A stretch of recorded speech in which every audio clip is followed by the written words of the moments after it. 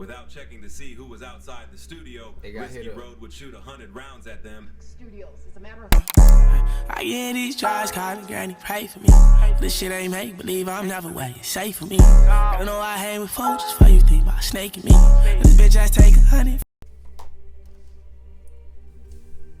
From Lil Scoom getting set up and to Risky Road's top dying while trying to slide on the BloodHounds, to a BloodHound affiliate getting his private part off. This is the breakdown of Blood. He got his dick shot off? BloodHound affiliate getting his private part off. This is the breakdown of BloodHound and Risky Road's deadly beef. Risky Road and BloodHound are both well-respected gangs in Chicago and are also both blown. Imagine you a gangster, you walk around this bitch with no genitals. Up in the music scene. Unfortunately, their ties to other gangs has them beefing, and it turned deadly in a short period of time. See, Risky Road is a set from the Hundreds that is located on the 104th and Maryland block, which is only an 11-minute drive with traffic from the BloodHound 79th and Maryland block. This whole beef started way back when rapper Lil Scoom dissed Lil 30, who is from the Get Busy gang that is tied in with Risky Road. Lil 30 was killed for taking Lil O's gun and taunting him about it online. Shouldn't got your gun too. Lil O is a Drench Gang member and is known for catching multiple hats, so I don't know why Lil 30 would try something like that on a killer. There was a video the police released on which showed Drench Gang Lil O chasing Lil 30 on the bus. The very next... Oh my God. He on a bus to get you, my nigga? On a bus? Day after getting his gun took. He was even wearing the same jacket he had on in his Instagram story that same day. Lil O is currently locked up for another murder. He is charged with the murder of a 28-year-old man that was a civilian and was mistaken for another person. Now, ever since Lil 30 died, Risky Road has been terrorizing the streets of Chicago. They were looking for any reason to kill anybody dissing. Since Lil Scoom is a rapper that was blowing up, it would be a little bit harder to catch him outside, so Risky Road would get females to set him up. These females would be none other than Nene Brooks and Journey, who has now started a rap career. There would be a video going around of Lil... I was gonna say, ain't this shorty who set up Lil Scoom, bro? Lil Scoom, his homie Lil Will, Nene Brooks and Journey all standing on the porch waiting for someone to open that door. The whole video just gives off backdoor vibes, from Nene walking slow behind them and texting on her phone, to Journey circling around Lil Scoom and flashing her phone to get the shooters ready. Lil Scoom would end up making it in the house, but he would be... Bro, that shit suspect as hell, bro. I ain't gonna lie, in that situation, you should've just hit her ass too. Hit all they ass. That back door, boy. That back door motherfucker. Paranoid the whole time. He would even text his mom telling her that something was off. As Lil Scoom was leaving, him and his homie Lil Will would be ambushed outside the house. Lil Scoom was hit multiple times in the chest, and Lil Will was hit in the legs. Risky Road members even claimed that Lil Will allegedly got his private parts off. Despite all those shots he took, Lil Will ended up making it and is doing well. Lil Scoom tried to run but wasn't fast enough for these.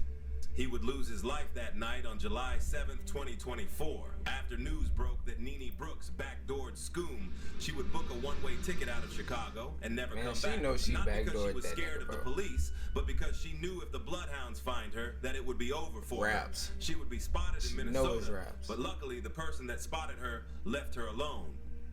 Just a couple hours after Lil Scooms was killed, a Risky Road member would repost a picture of Lil 30 captioning it, "Love you, bro. You know we gon' handle anybody playing with you," which pretty much confirms Lil Scoom was set up and killed for dissing. One thing Chicago gang members are known for is self-snitching. Since the police here don't care about murders as much and literally can't keep up with solving them, gang members would let everybody...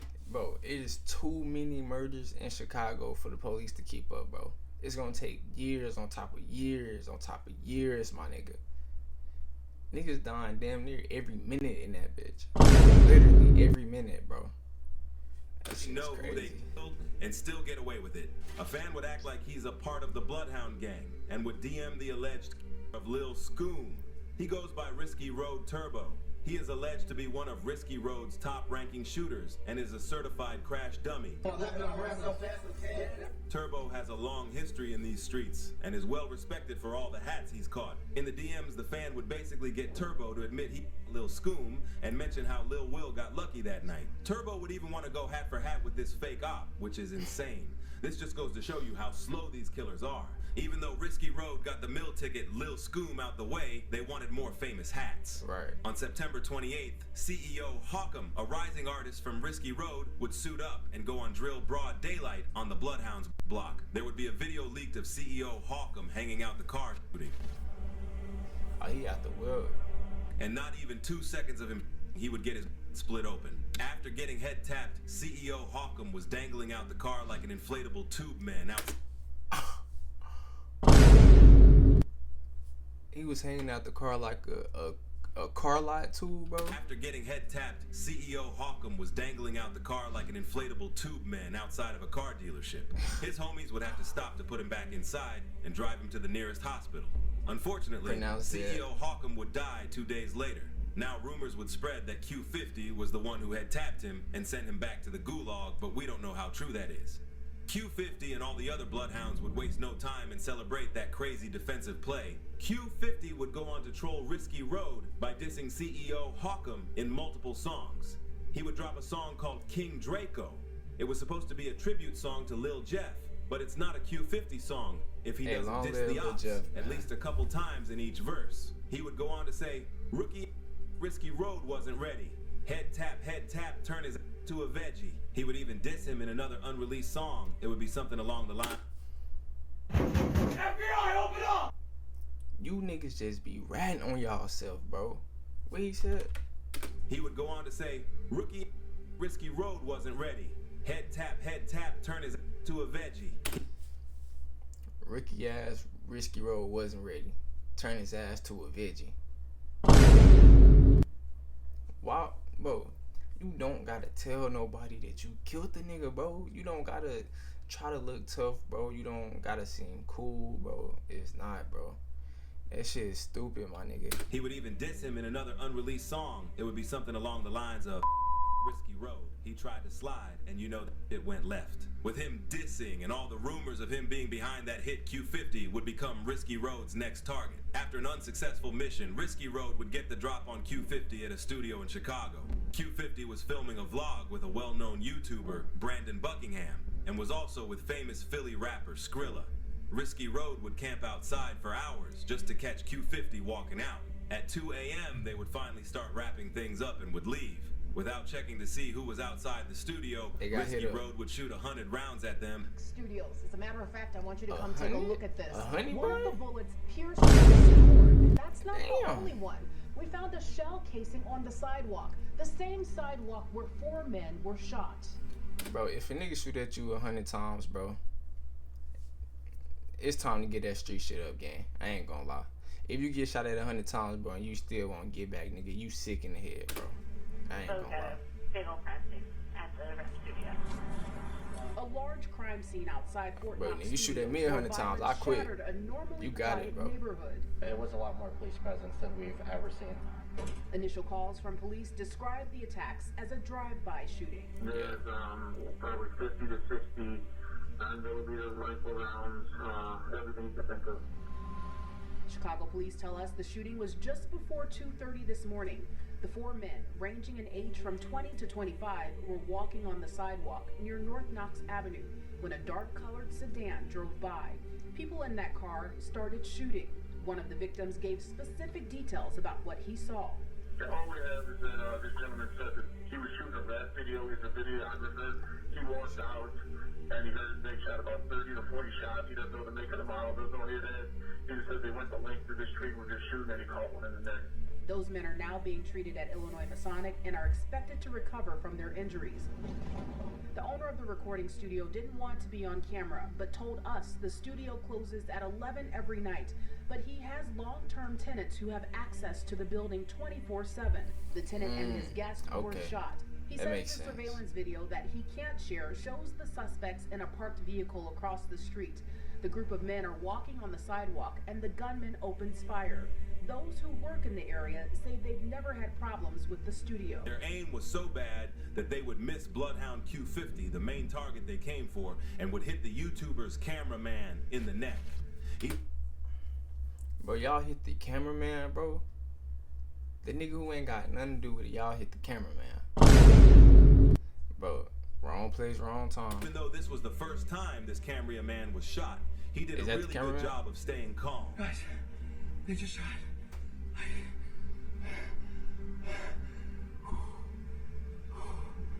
They just shot. A lot of shots. I didn't get hit. I don't think so. I'm okay. I busted my knee, my hand. Well, there's blood all over me. Did I get hit? Or is that my hand? Did I get hit?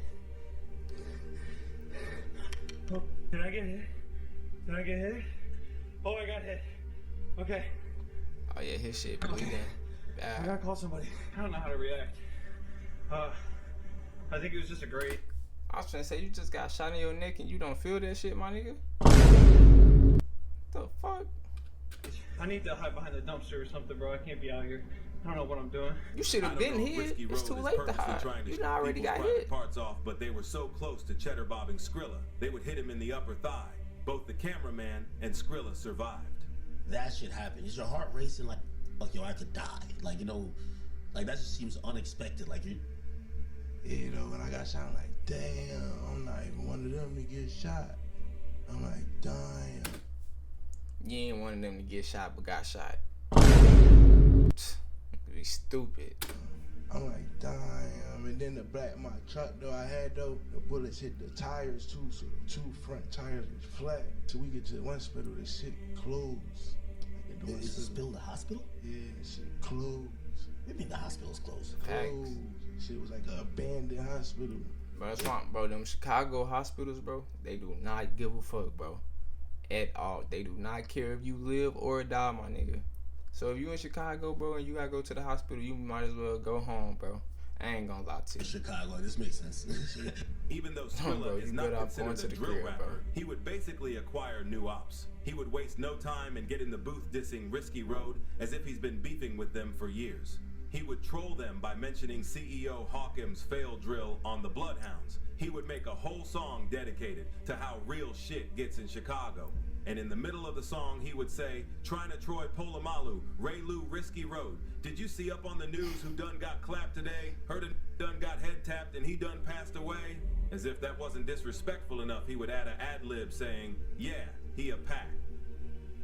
A couple months go by and Skrilla comes back to Chicago. So Risky Road would send a message letting him know that they looking for him.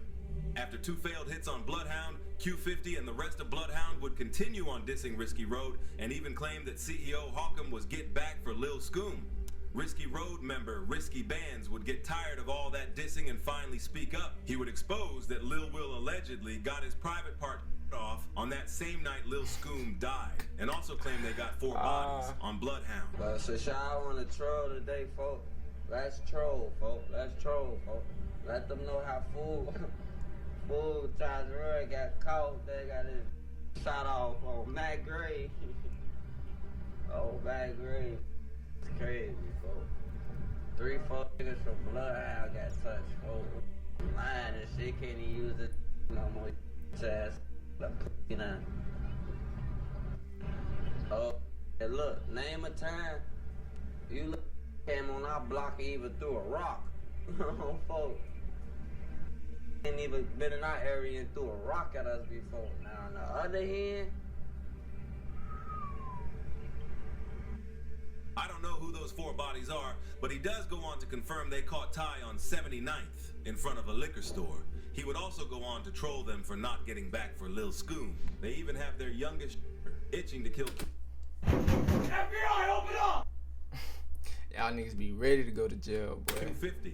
This young crotch dummy would preview some of his music, and this all he had to say about Q50. I catch a for BloodHound.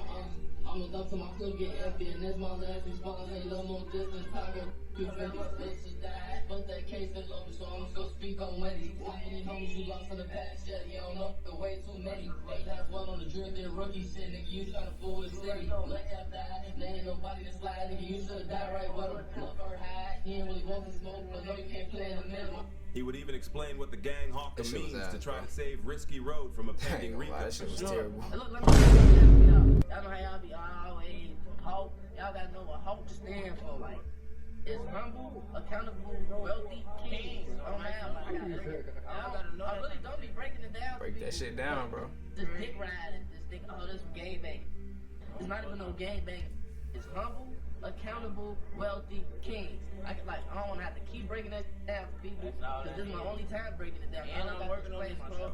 This war started over some words and turned deadly, which shows you how quickly things escalate in these Chicago streets. YFG Fatso, another up-and-coming Chicago artist, who is from the YFG gang, was beefing with Lil Scoom before he died. They were beefing over who stole whose song lyrics. Even though YFG was locked in with BloodHound, they would have to cut ties with each other and start a new war. Since Risky Road is beefing with BloodHound, YFG would click up with them and start hanging around them. Summer is around the corner, and you know that's Bro, this shit be so stupid to me, bro. You clicking up with some niggas you don't know because you don't like some other niggas. Y'all sound like some hoes, bro. catching season in Chicago. Kind of like the NBA Summer League, but with switches and Warzone weapons. I hope both BloodHound and Risky Road stay out the way and focus on one goal, which is making it out of the trenches. Comment down below and let me know your guys' thoughts on this whole situation.